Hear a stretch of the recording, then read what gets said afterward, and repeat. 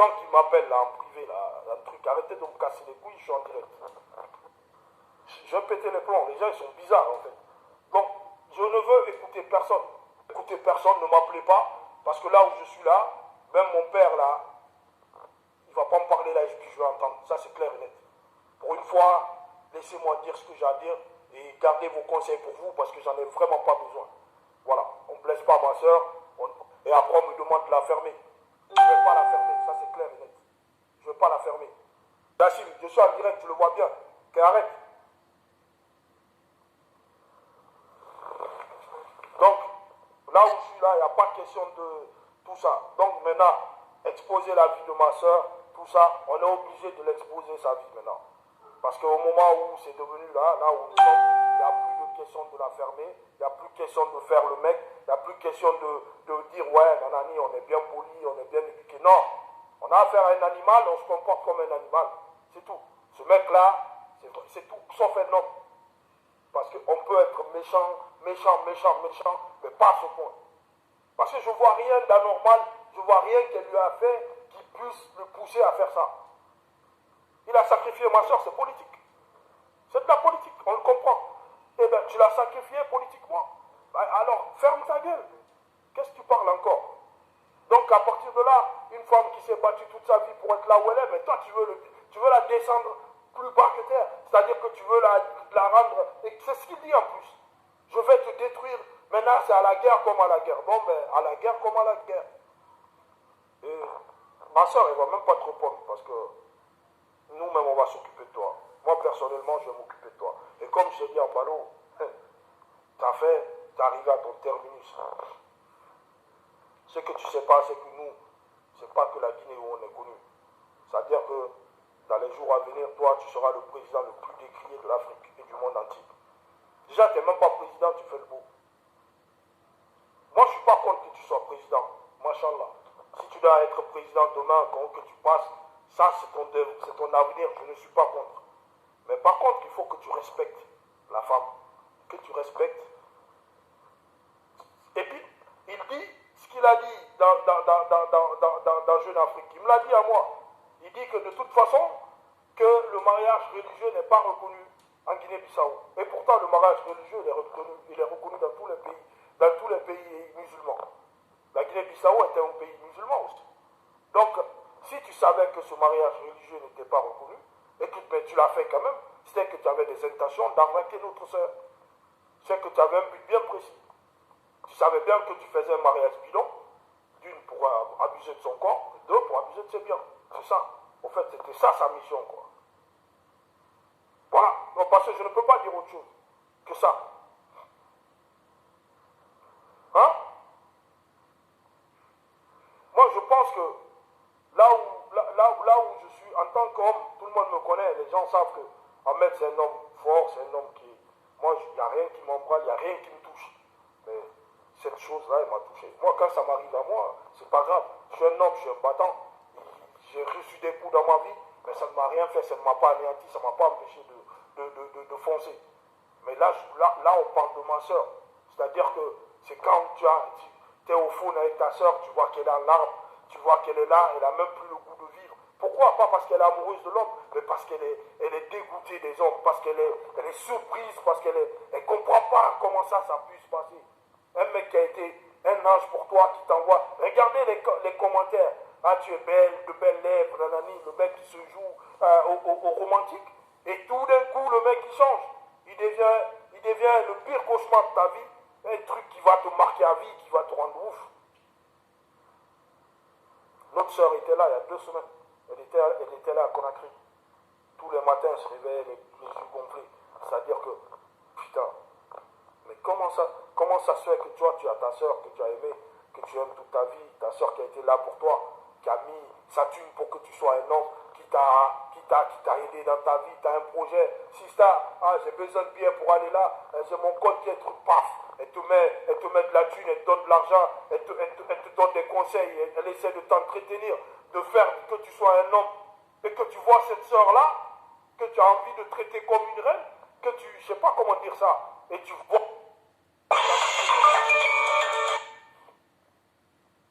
Ça, c'est un truc que tu tu ne pourras jamais contrôler. Ça, c'est un truc qui rend malade. C'est-à-dire que c'est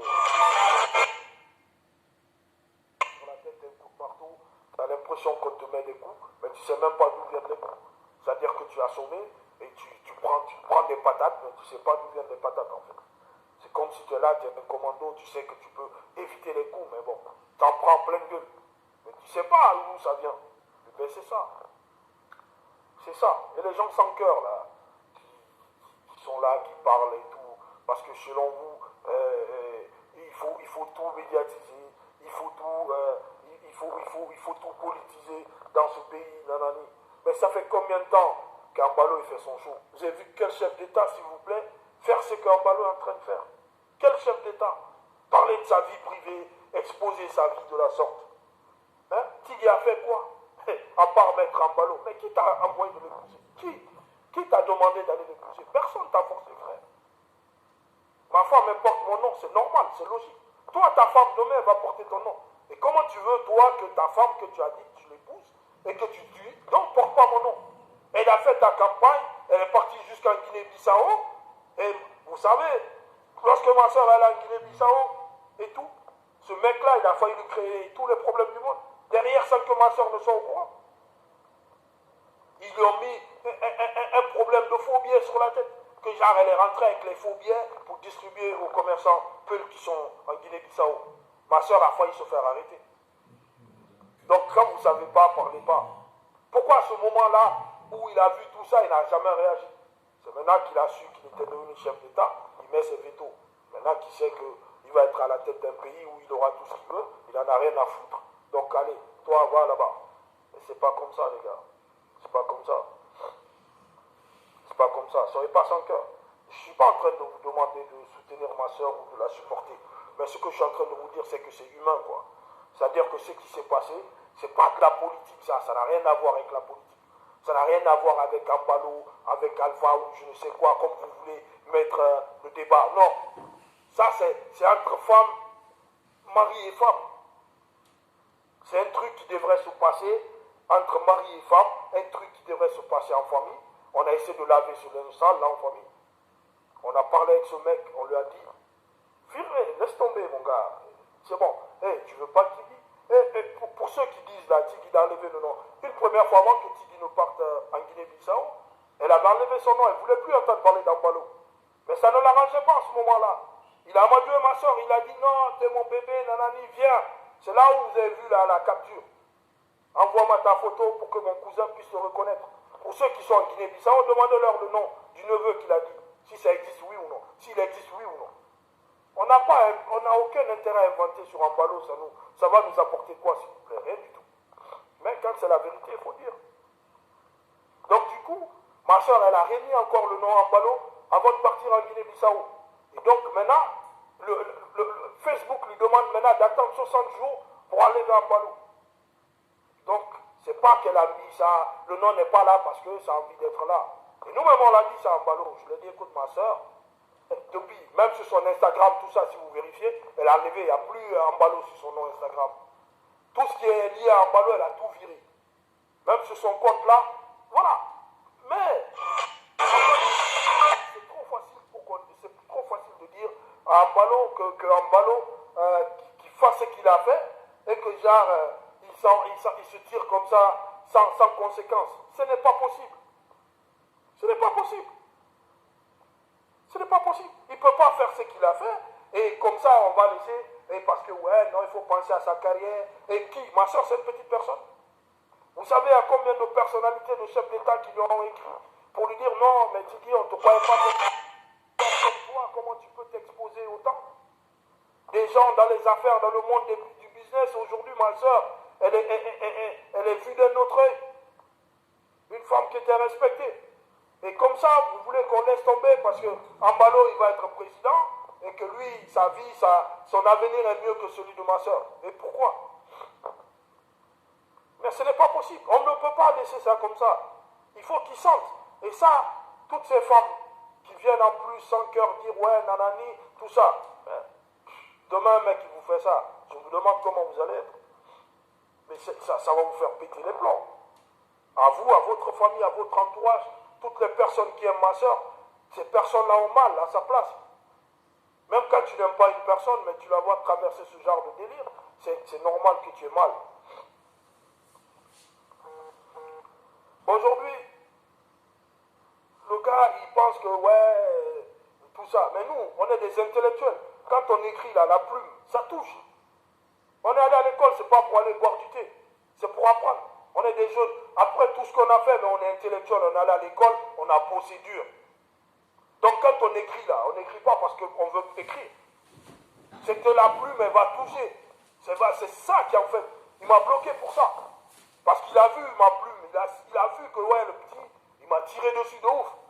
Et c'est pas fini. Si vous ne venez pas compatir à notre douleur, vous ne venez pas pour nous encourager, pour nous dire voilà, Yago, courage.